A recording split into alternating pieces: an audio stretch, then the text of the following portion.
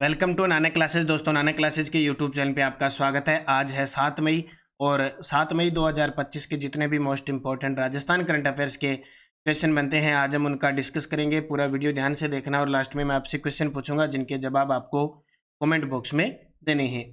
आज हम पढ़ेंगे दिव्या कीर्ति सिंह घुड़सवारी की एशिया की नंबर 1 खिलाड़ी, दक्षिणी कोरिया में जोधपुर गार्डन का लोकार्पण और 9 ग्रीनफील्ड एक्सप्रेसवे निर्माण की मंजूरी। पूरी डिटेल के साथ पढ़ेंगे और सबसे पहले मैं आपको बता देता हूं आज की नई अपडेट ताजा के साथ। भारत ने जो पहलगाम हमला हुआ था उसका एक बड़ा बदला लिया है। रात देश की इच्छा पूरी, पाकिस्तान पर एयर स्ट्राइक हुआ है। रात पाक और पीओके में 9 आतंकी ठिकाने उड़ा दी। जवाबी कार्रवाई में पाकिस्तान ने भी कोशिश की थी लेकिन नाकाम रहा। देश की इच्छा पूरी। पहलगाम आतंकी हमले के 15 दिन बाद एक ऑपरेशन चलाया गया है, ऑपरेशन सिंदूर, और इन आतंकी ठिकाने उड़ाए गए और अभी तक यही बात खत्म नहीं होने वाली है, आगे भी चलने वाली है। इसलिए आप भी सतर्क रहें, मजबूत रहें और जो आज मॉक ड्रिल होने वाली है उसके लिए भी तैयार रहें। और मैं भी, क्योंकि हम बॉर्डर के आसपास रहते हैं, बिल्कुल 2-3 किलोमीटर के एरिया में रहते हैं और जहाँ मेरी ड्यूटी है वो तो सिर्फ और सिर्फ आधा किलोमीटर ही नहीं है।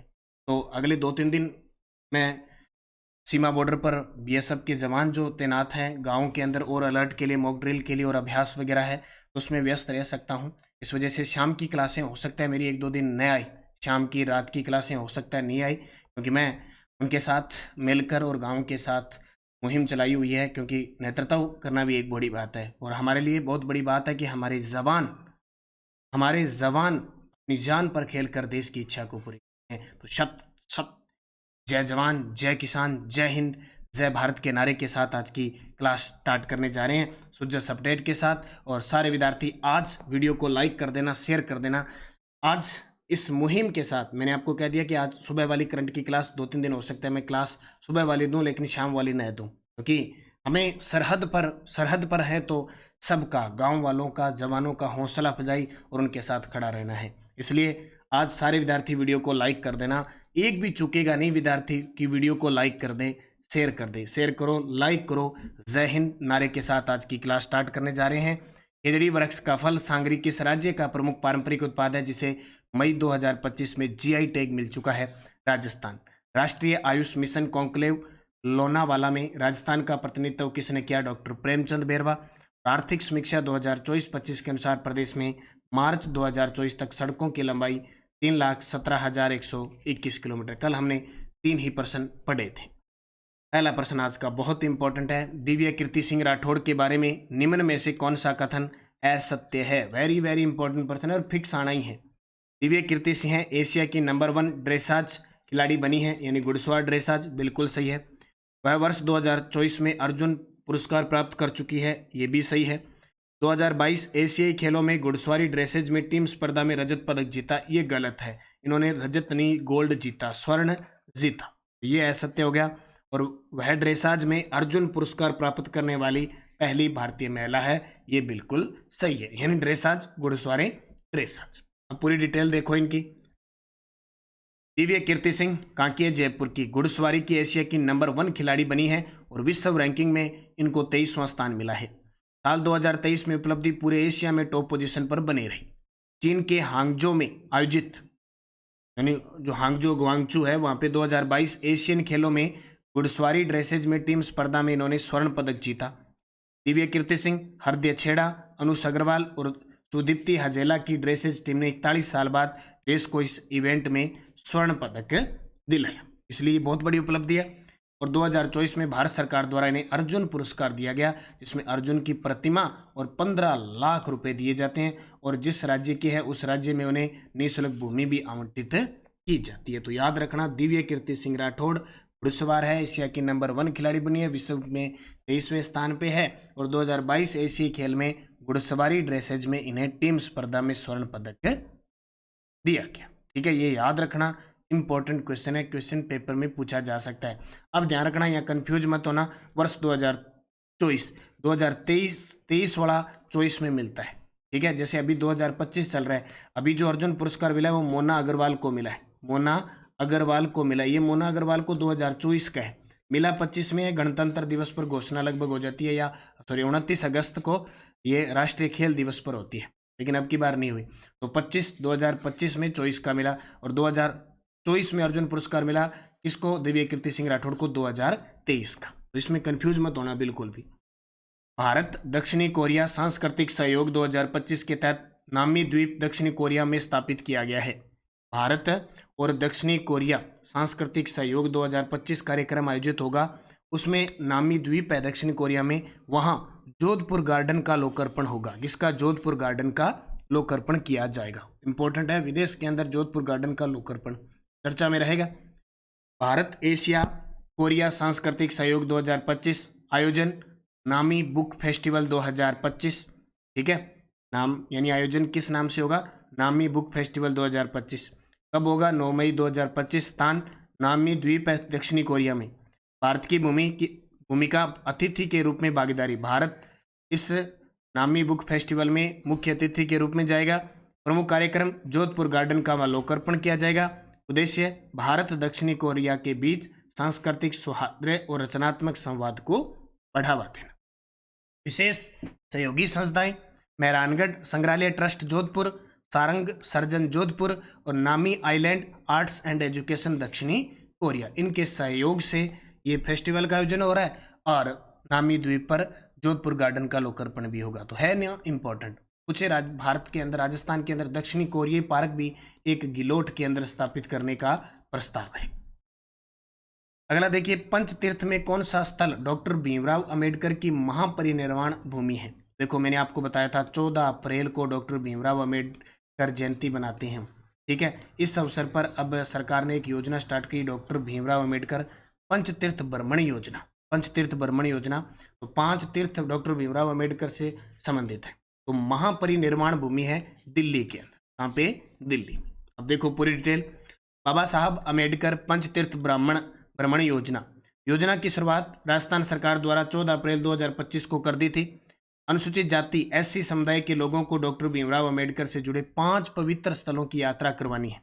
वो 5 पंचतीर्थ स्थल कौन से? जन्मभूमि महू मध्य प्रदेश, शिक्षा भूमि लंदन UK, दीक्षा भूमि नागपुर महाराष्ट्र, महापरिनिर्वाण भूमि दिल्ली, चैत्य भूमि मुंबई महाराष्ट्र। ये पंचतीर्थ है जहाँ का भ्रमण इस योजना के तहत करवाया जाएगा। प्रथम चरण की शुरुआत हो चुकी है, 1 करोड़ रुपए स्वीकृत हो चुके हैं और प्रथम चरण में महू, नागपुर, दिल्ली और मुंबई की यात्रा करवाई जाएगी। यानी एक बार लंदन नहीं ले जाएंगे, विदेश में नहीं ले जाएंगे, हमारे देश के अंदर महू मध्य प्रदेश, नागपुर महाराष्ट्र, दिल्ली और मुंबई में जो पंचतीर्थ है यानी चैत्य भूमि, महापरिनिर्वाण भूमि, दीक्षा भूमि और जन्मभूमि, यहाँ की यात्रा करवाई जाएगी।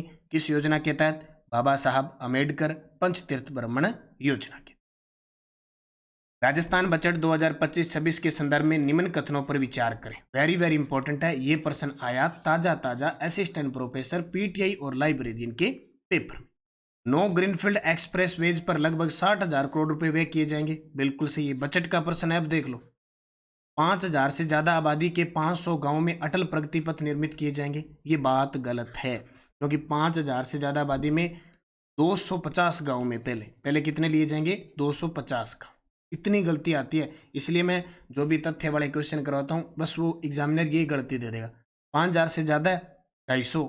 सरकार ने पहले चरण में इसकी शुरुआत की है, 10,000 प्लस जो गांव है ना उनको लिया है पहले, वैसे 5,000 है। तो बी गलत है, ए सही है, केवल कथन ए सही है। अब देखो, सड़क विकास से जुड़े महत्वपूर्ण तथ्य बजट की बात है। नो ग्रीनफील्ड एक्सप्रेसवे 250 किलोमीटर से अधिक लंबाई रहेगी, 60,000 करोड़ रुपए की लागत आएगी और BOT मॉडल पर आधारित होगा। नॉन पेचेबल सड़क सुधार 21,000 किलोमीटर और 6,000 करोड़ रुपए की लागत से ये सड़कें भी बनेगी। प्रथम चरण में प्रत्येक विधानसभा क्षेत्र में 10 करोड़ रुपए और मरुस्थलीय क्षेत्रों में 15 करोड़ रुपए स्वीकृत किए गए। चतुर्थ चरण 1600 बसावटों को 2 वर्षों में डामर सड़कों से जोड़ा जाएगा। ये तो है ग्रीनफील्ड एक्सप्रेसवे। अब ये प्रश्न देखो इतना आ चुका है, आने वाले पेपर में ये लंबाई हो रहेगी 2750 किलोमीटर। अटल प्रगति पथ 5,000 प्लस। अब क्योंकि एग्जामिनर तो ये भी पूछ सकता है कि नो ग्रीनफील्ड एक्सप्रेसवे है और इनकी लंबाई कितनी है, वो प्रस्तावित है दे रखी है, लगभग में दे रखी है, पर अब नो ग्रीनफील्ड याद करो, उनकी लंबाई याद करो, उनका पैसा याद करो तो बहुत लंबा चौड़ा हो जाता है, इतना हम याद नहीं रख सकते। इसलिए इतना याद रखो, नो ग्रीनफील्ड एक्सप्रेसवे 2750 किलोमीटर से अधिक लंबाई, 60,000 करोड़ रुपए की लागत है। और एक है अटल प्रगति पथ, जिसको वो फ्लैगशिप योजना में भी शामिल कर लिया। 5,000 प्लस आबादी वाले कस्बों में सीमेंट कॉन्सेंट्रेट सड़कें, प्रथम चरण में 250 गांवों को लिया गया है और 500 करोड़ रुपए की लागत आएगी। अब ये बजट भी सरकार पूछ रही है, आरपीएससी ऐसे प्रश्न पूछ रही है, कोई इलाज नहीं है, इसलिए डेली क्लास हमें जरूरी है। उत्तराखंड में हुए 38वें राष्ट्रीय खेलों में राजस्थान ने निम्न में से किस खेल में सर्वाधिक पदक जीते? अब 2025 में ये अभी हुआ है फरवरी मार्च में, और अब तक 5 प्रश्न आ चुके हैं और 4 प्रश्न तो सीधे असिस्टेंट प्रोफेसर में आई है। 38वें राष्ट्रीय खेल हुए उत्तराखंड में, राजस्थान ने सर्वाधिक पदक जीते वुशु खेल में, 12 पदक जीते। ये भी असिस्टेंट प्रोफेसर, लाइब्रेरियन, पीटीआई, ये प्रश्न हमें साथ में लेने जरूरी है। 38वें नेशनल खेल उत्तराखंड में राजस्थान का प्रदर्शन क्या रहा?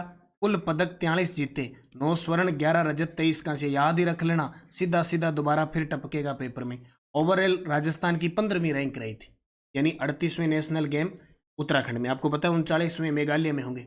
राजस्थान का प्रदर्शन ये रहा कि 43 पदक जीते, 9 गोल्ड है, 11 सिल्वर है, 23 ब्रॉन्ज है। Overall 15वीं ranking. राजस्थान ने सबसे ज्यादा पदक वुशु में जीते 12, 4 स्वर्ण, 1 रजत और 7 कांस्य। अब ये प्रश्न पेपर में आ गया। अब ज्यादातर प्रश्न ये आने का चांस है कि जो 9 स्वर्ण जीते हैं ना, वो किसने जीते, ये प्रश्न आएगा। अनंतजीत सिंह नरूका स्किट शूटिंग में, किसमें? स्किट शूटिंग में अनंत सिंह नरूका वही है हमारे राजस्थान के टोंक के, जिन्होंने पेरिस ओलंपिक में भाग लिया था और ऐश्वर्य चौहान के साथ चौथा स्थान हासिल किया था। रजत चौहान तीरंदाज है। प्रद्युमन सिंह राठौड़ के नाइंग। हरचरण सिंह वेट लिफ्टिंग, ये देखो 389 पता नहीं 47 इतना वजन उठाया था। ये प्रश्न ईओआरओ के एग्जाम में आया है, ईओआरओ के एग्जाम में टपक गया। ऐसे आते हैं प्रश्न। कबड्डी टीम बीच पुरुष कबड्डी हरियाणा को हराया, और शुभम गोरा, निकिता बंसल, महक शर्मा और नीलम चौधरी वुशु के खिलाड़ी। अभी प्रश्न आया है शुभम गोरा का संबंध किस खेल से? वुशु से। यानी 3 प्रश्न तो सीधे असिस्टेंट प्रोफेसर में आगे। एक शुभम गोरा वाला आया था, एक ये पदक आया था कि कितने स्वर्ण जीते, कितने रजत, ये आया था, और एक कितने सबसे ज्यादा किस पदक। तो हमें बार बार अभ्यास करना पड़ेगा पिछले 6 महीने का, पिछले 6 महीने का अच्छे तरीके से, और लगातार मैं आपको जैसे कोशिश की जा रही है आपको करवा रहा हूं। सुजस बुलेटिन। नवीकरणीय ऊर्जा के क्षेत्र में चमकता राजस्थान का सूरज, जो चमक रहा है हर क्षेत्र में। सूर्य घर मुफ्त बिजली योजना ले लो, कुसुम योजना ले लो, और है लगातार अपडेट के साथ है। अन्नदाता से ऊर्जा दाता, लगातार पंप संयंत्र स्थापित किए जा रहे। स्टैच्यू ऑफ यूनिटी स्थल पर सरदार वल्लभ भाई पटेल को श्रद्धांजलि। कल हमारी राजस्थान जो है भजनलाल जी शर्मा, वो गए हुए थे गुजरात, वहाँ गए थे गुजरात। और भर्ती परीक्षाओं में फर्जीवाड़ा करने वालों पर शिकंजा कसने की पूरी तैयारी चल रही है। और आपको बता दूं सारे विद्यार्थियों को गुरु नानक क्लासेज की फर्स्ट ग्रेड की 2.0 का जो इंतजार था वो खत्म हो चुका है। थोड़ी सी बात बताता हूँ। स्कूल व्याख्याता फर्स्ट ग्रेड, करंट अफेयर्स विशेषांक मई 2025 तक का अपडेट, मिशन 2.0 यानी 1 मई तक का अपडेट है। मिशन 2.0 9 और 10 मई को बाजार में उपलब्ध हो जाएगी। जनवरी 2025 से 1 मई 2025 तक व्याख्यात्मक है पूरा। नवंबर 2024 से मई 2025 तक 777 प्रश्नों का समावेश है। 777 प्रश्न। फ्लैगशिप योजना, आय व्यय प्रश्न, खेल, पुरस्कार, अभियान, अंतरिक्ष, नवीकरणीय ऊर्जा संसाधन, कोई बुक है, कोई दिवस है, सब इसमें अपडेट डाला हुआ है। और इससे पहले की पुस्तक है हमारी जून 2024 से जनवरी 2025 1.0। इसलिए फर्स्ट ग्रेड वाले विद्यार्थी दोनों पुस्तक लाके अच्छे तरीके से ध्यान करना। 99.99% आपका प्रश्न गलत नहीं होगा, आएगा। बाकी कोई एक आधा ऐसा अपवाद होता है वो पता नहीं, लेकिन ये प्रश्न आपको मिलेंगे। पुस्तक लेना, टेलीग्राम ज्वाइन कर लो हमारा नानक क्लासेज और नानक क्लासेज शिव सर। पिछले वीडियो का क्वेश्चन था तीसरी नेशनल लैक्रोज चैंपियनशिप 2025 का आयोजन कहाँ हुआ? याद रखना, तीसरी नेशनल लैक्रोज चैंपियनशिप अलग अलग कैटेगरी के अंदर हुई थी। तो जयपुर और आगरा दोनों जगह हुई थी, ए व बी दोनों। कभी भी ऑप्शन में उतरा जाए जयपुर तो जयपुर, नहीं तो आगरा, दोनों उतरा। कल मैं आगरा देना भूल गया और आगरा बताना ही भूल गया। सभी विद्यार्थियों ने वैसे जयपुर दिया था, कुछ विद्यार्थियों ने आगरा भी दिया था। तो जयपुर और आगरा इसका दोनों उत्तर होगा, ए व बी दोनों। भूल सुधार कर लेना। अब आपके लिए क्वेश्चन जिसका जवाब कमेंट में देना। 31 मार्च 2024 तक राज्य में प्रति 100 वर्ग किलोमीटर पर सड़कों का घनत्व कितना है? 92.16 किलोमीटर, 48.18 किलोमीटर, 165.24 किलोमीटर, 102.16 किलोमीटर। एस्टेडोज किस सभ्यता को महासती के नाम से जाना जाता है? बागोर सभ्यता। इस सभ्यता का उत्खनन कार्य डॉक्टर वीएन मिश्रा ने किया, बागोर सभ्यता। सलेमाबाद में निम्बार्क पीठ के संस्थापक कौन थे? परशुराम देव जी, ये ऑप्शन में था। मेवाड़ के पास हुए युद्ध में अलाउद्दीन खिलजी के किस सेनानायक और उसकी पत्नी को कन्नड़ देव की सेना ने बंदी बना लिया? शम्स खां। ललित विग्रहराज नाटक की रचना किसने की थी? सोमदेव। पांचों क्वेश्चन असिस्टेंट प्रोफेसर में आई है। अब 5% और PTI librarian assistant professor. Delhi के तोमर और चालुक्य शासकों को पराजित करके चौहान राज्य का विस्तार किसने किया था?